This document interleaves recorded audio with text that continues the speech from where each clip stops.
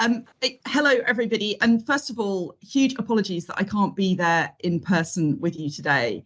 But I was really disappointed not to be able to join. And that's not just because it's always risky trying to do one of these things remotely, but because it would have been great to connect with everybody. I can see it's a really fantastic group and a brilliant agenda. So I hope it's a wonderful experience.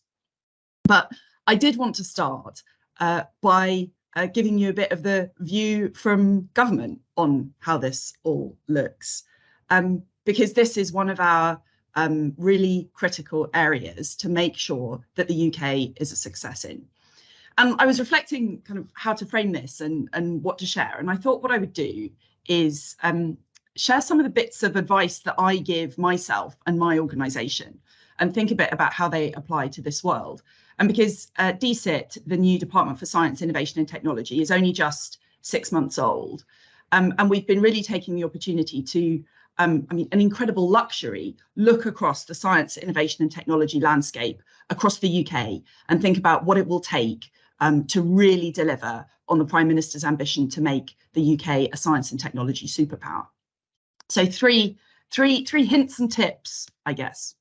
And the first is that we collectively are here to solve society's biggest challenges.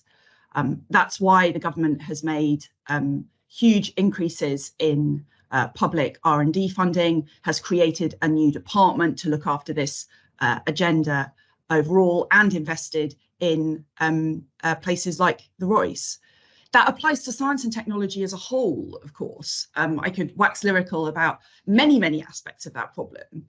But it's worth just really reminding ourselves at the beginning of what I hope will be a really exciting few days, just how true that is of advanced materials too.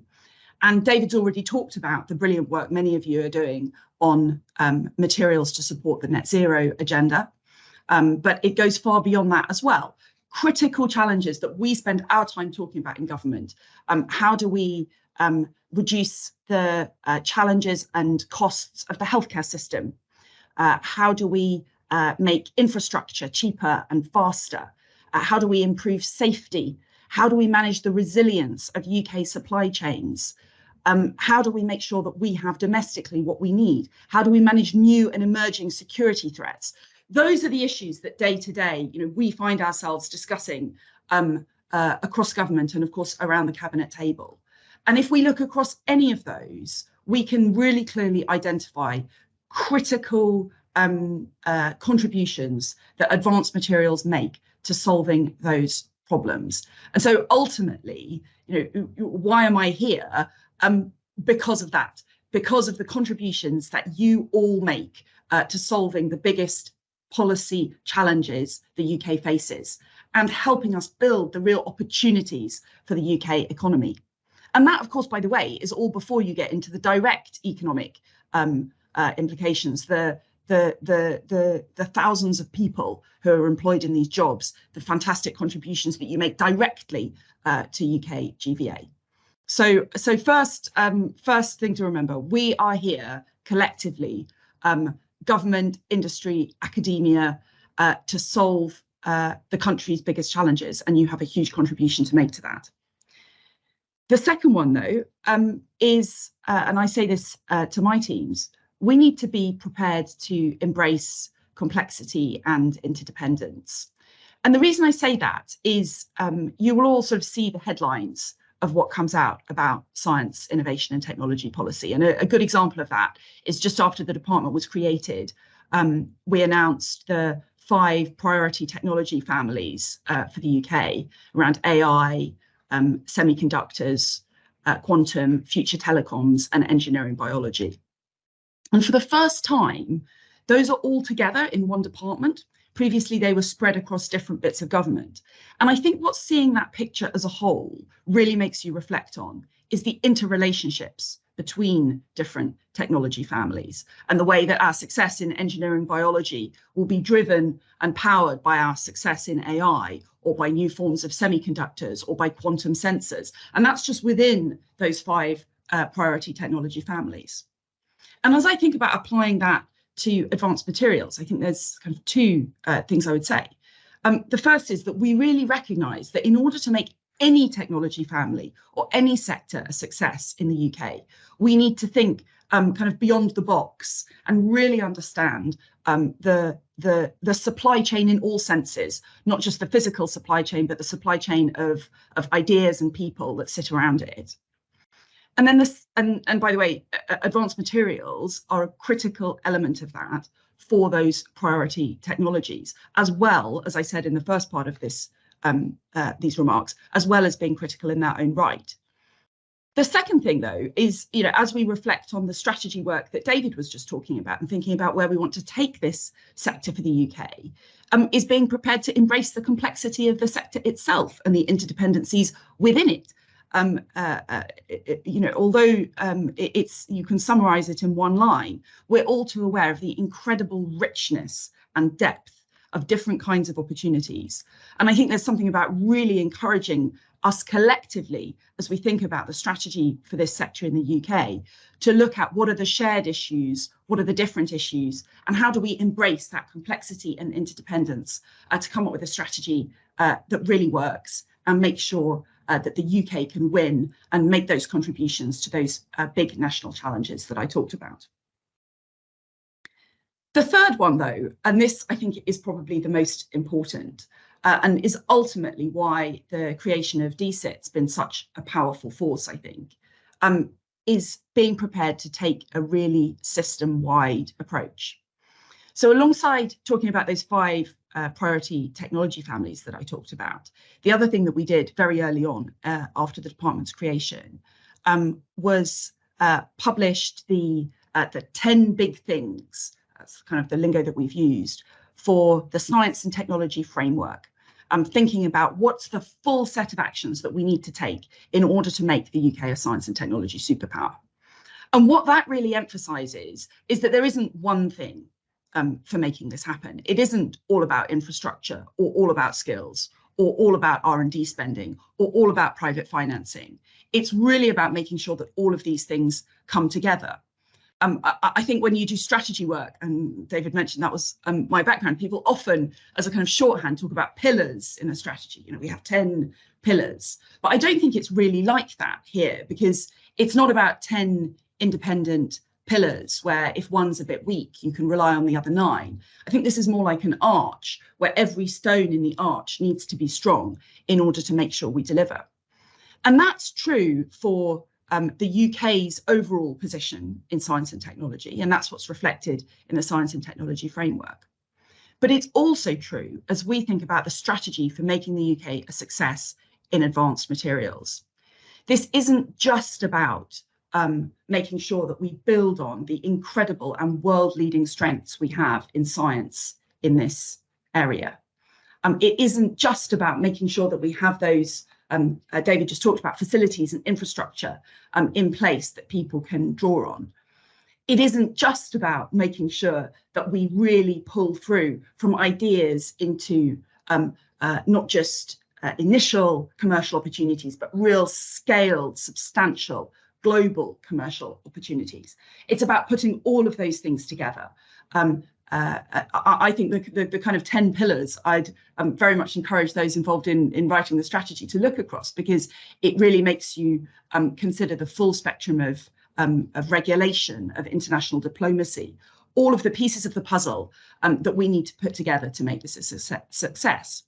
And what I would say about that, by the way, is first of all, that it's a whole of government effort.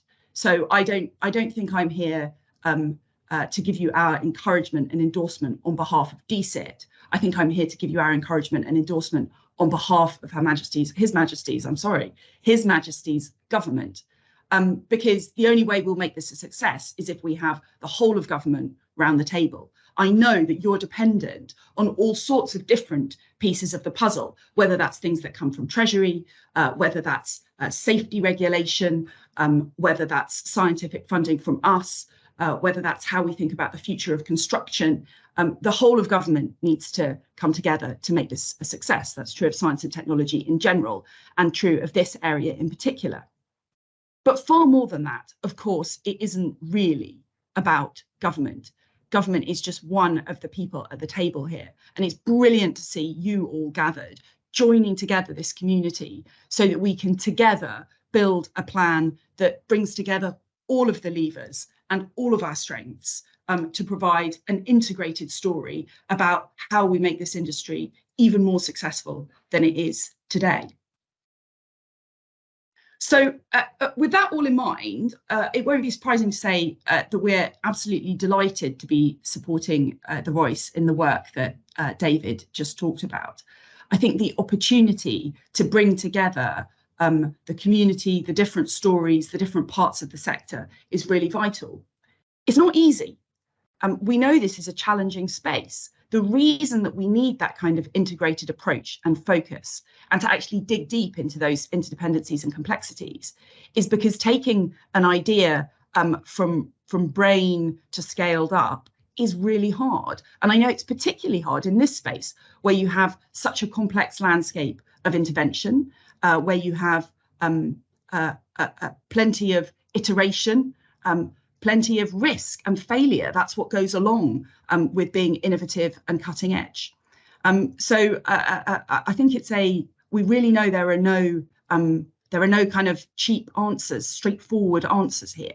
We actually need to work through it together and make sure that we're bringing the full force of the sector, of our brilliant academic capabilities and of the government to bear to make this a success that grows and lasts for the UK and that ultimately contributes to those huge challenges, and those challenges not just for the UK but for the world.